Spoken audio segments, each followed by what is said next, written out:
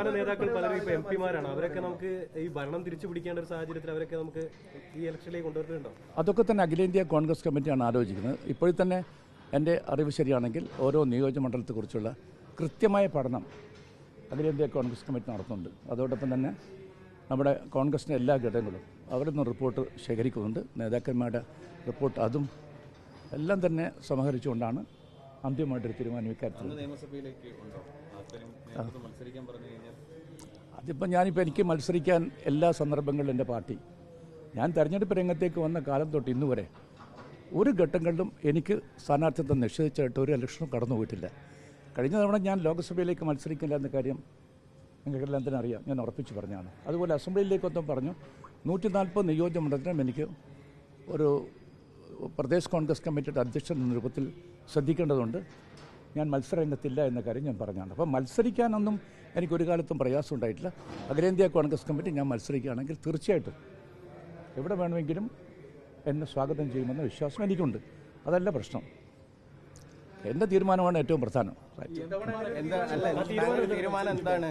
മത്സരിക്കാൻ തയ്യാറാണോ? പാർട്ടി പറഞ്ഞാൽ മത്സരിക്കോ? പല മണ്ഡലങ്ങളിലും കേൾക്കുന്നുണ്ട്. അല്ല, അതിനെക്കുറിച്ചൊന്നും ഇപ്പോഴും നിങ്ങൾ സംസാരിക്കണ്ട. ഞാൻ പറഞ്ഞല്ലോ ഈ കാര്യങ്ങളൊക്കെ തന്നെ യഥാവിധി.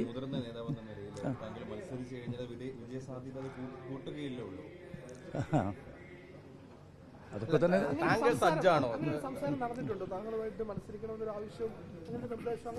ഞാൻ പറഞ്ഞതിൽ എല്ലാം ഉണ്ടല്ലോ. ഞാൻ പറഞ്ഞത് നിങ്ങൾക്ക് വരികൾക്കിടയിൽ വായിച്ചെടുക്കാമല്ലോ. ഞാൻ എല്ലാ കാലത്തും സന്നദ്ധരായിരുന്നല്ലോ. അല്ല, ഞാൻ പറഞ്ഞല്ലോ, ഞാൻ കഴിഞ്ഞ 2 തവണത്തെ കാര്യങ്ങൾ കൃത്യമായിട്ട് പറഞ്ഞു. കഴിഞ്ഞ ലോക്സഭ ഇലക്ഷൻ, അസംബ്ലി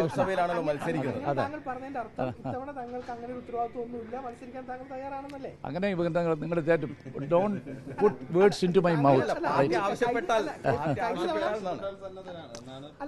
ഞാൻ എന്തും എല്ലാ കാലത്തും അച്ചടക്കമുള്ള ഒരു പാർട്ടി പ്രവർത്തകരാണ്. That's all, that much I can tell them. പക്ഷേ ഞാൻ എന്നോട് ആവശ്യപ്പെട്ട് കഴിഞ്ഞാൽ എൻ്റെ എല്ലാ കാര്യങ്ങളെക്കുറിച്ചും ഞാൻ അഖിലേന്ത്യാ കോൺഗ്രസ് തീരുമാനമുണ്ടോ? ഇനി തെരഞ്ഞെടുപ്പ് രംഗത്തേക്ക് ഇല്ല എന്നൊരു തീരുമാനമുണ്ടോ? താങ്കൾ ഇപ്പൊ തന്നെ പറഞ്ഞു കഴിഞ്ഞു, കഴിഞ്ഞ തവണ KPCC അധ്യക്ഷനായിരുന്നു. അതുകൊണ്ട് 140 നിയമസഭാ മണ്ഡലങ്ങളുടെ ഉത്തരവാദിത്വം കൂടി താങ്കൾക്കുണ്ട്.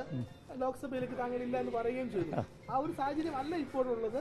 അപ്പോൾ സ്വാഭാവികമായിട്ടും താങ്കൾക്ക് അങ്ങനെ നിർദ്ദേശം വന്നാൽ അത് അംഗീകരിക്കാവുന്നല്ലേ ഉള്ളൂ. സത്യത്തിൽ ഈ ചോദ്യം ചോദിക്കാനായിരിക്കും നിങ്ങളെല്ലാം വന്നതല്ലേ? Sorry, you will not get an answer from me now. Right. അല്ല, താങ്കൾ തെരഞ്ഞെടുപ്പ് രംഗത്തേക്ക് ഇല്ല എന്നൊരു തീരുമാനം എടുത്തു. ഞാനത് പറഞ്ഞല്ലോ, കാര്യങ്ങളൊക്കെ തന്നെ പറഞ്ഞല്ലോ. പിന്നെ നിങ്ങൾ വീണ്ടും വീണ്ടും ചോദിക്കുന്നതിൽ അർത്ഥമില്ല. അല്ല, അങ്ങനെ മത്സരിക്കില്ല എന്നൊരു തീരുമാനമൊന്നും ഇല്ലല്ലോ. നിങ്ങൾക്ക് ഉത്തരം നിർബന്ധമാണ് എങ്കിൽ ഞാനത് പറയാൻ തയ്യാറില്ല. റൈറ്റ്. എന്തിന്? അതൊക്കെ തന്നെ ലോക്കൽ ഇഷ്യൂസാണ്. അത്ര വലിയ ഗൗരവമുള്ള ഇഷ്യൂ ആയിട്ടൊന്നും കാണേണ്ടതായിട്ടില്ല. അത് നിങ്ങൾ വല്ലാതെ നമ്മുടെ ചാനലുകളും ന്യൂസ് പേപ്പറൊക്കെ തന്നെ അത് ബ്ലോ അപ്പ് ചെയ്യുകയുണ്ടായി.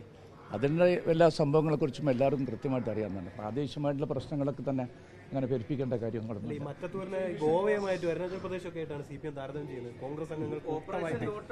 അതാ ഞാൻ പറയുന്നത്.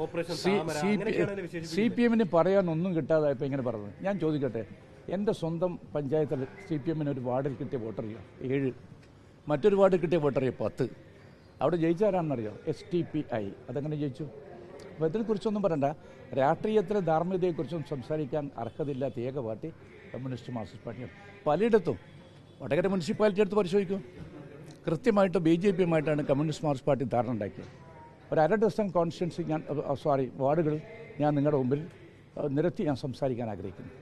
AICC ആണ് തീരുമാനം എടുക്കേണ്ടെങ്കിലും താങ്കളുടെ വ്യക്തിപരമായ അഭിപ്രായം MP-മാർ നിയമസഭയിലേക്ക് മത്സരിക്കുന്നതിനോട് എന്താണ്? ഞാൻ പറഞ്ഞല്ലോ, എനിക്ക് വ്യക്തിപരമായിട്ടുള്ള അഭിപ്രായം ആ കാര്യത്തിൽ അഖിലേന്ത്യാ കോൺഗ്രസ് കമ്മിറ്റി അഭിപ്രായമല്ലാതെ എനിക്ക് വ്യക്തിപരമായിട്ടൊരു അഭിപ്രായം ആ കാര്യത്തിലില്ല.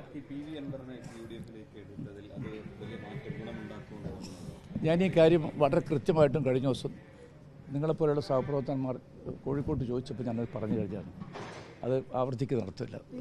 അധ്യക്ഷന്മാർ സാധാരണ മത്സരിക്കാറില്ല. 2011 രമേശ് ചെന്നിത്തലയാണ് അങ്ങനെ മത്സരിച്ചത്. ഇപ്പോൾ ഇത്തവണ സണ്ണി ജോസഫാണ്. KPCC അധ്യക്ഷന്മാർ മത്സരിക്കുന്നതിനോട് എന്താണ്? അങ്ങൊന്ന് മാറി നിന്നു.